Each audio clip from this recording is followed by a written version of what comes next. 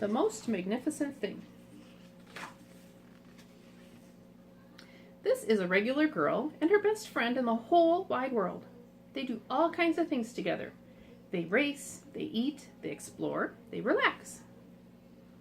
She makes things. He unmakes them. One day the girl has a wonderful idea. She is going to make the most magnificent thing.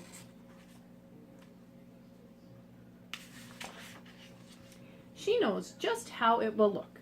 She knows just how it will work. All she has to do is make it. And she makes things all the time. Easy peasy. First, she hires an assistant.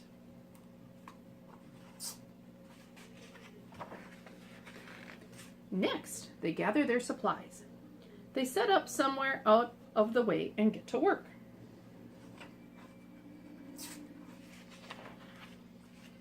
The girl tinkers, hammers, and measures while her assistant pounces and growls and chews. When she is finished, she steps back to admire her work. She walks around one side. Her assistant examines the other side. It doesn't look right. Her assistant picks it up and gives it a shake. It doesn't feel right either. They are shocked to discover that the thing is not magnificent or good. It isn't even kind of sort of okay. It's all wrong. The girl tosses it aside and gives it another go. She smooths and wrenches and fiddles. Her assistant circles and tugs and wags. When she is finished, she stands up and takes a long look at it. Her assistant gives it a nudge with his paw. The thing is still wrong. She decides to try again. The girl saws and glues and adjusts. She stands and examines and stares. She twists and tweaks and fastens. She fixes and straightens and studies. She tries all different ways to make it better. She makes it square. She makes it round. She gives it legs. She adds antenna. She makes it fuzzy. She makes it long, short, rough, smooth, big, small. One even smells of stinky cheese. But none of them are magnificent. Her hard work attracts a few admirers, but they don't understand. They can't see the magnificent thing that she has in her mind. She gets mad. The angrier she gets, the faster she works. She smashes pieces into shapes. She jams parts together. She pummels the little bits in. Her hands feel too big to work.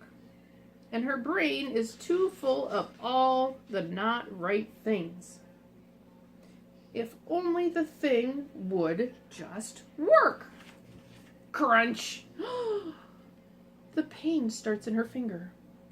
It rushes up to her brain, and she explodes. It is not her finest moment. I'm not good at this. I quit. Her assistant suggests a walk.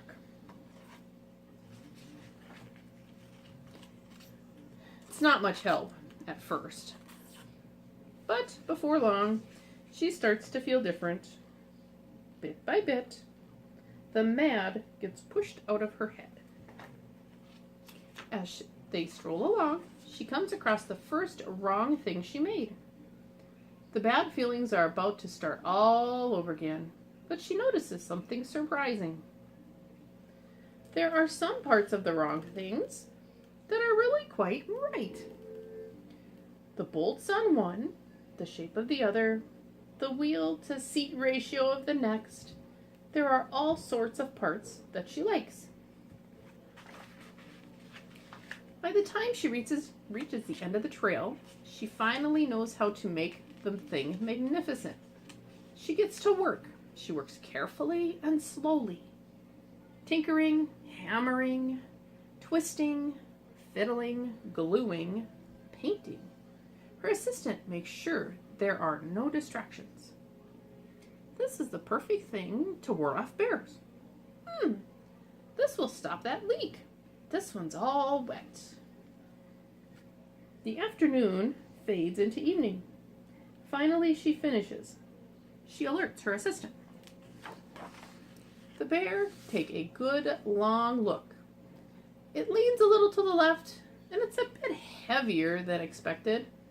The color could use a bit of work too, but it's just what she wanted. They climb aboard and take it for a spin. They are not disappointed. It really is the most magnificent thing.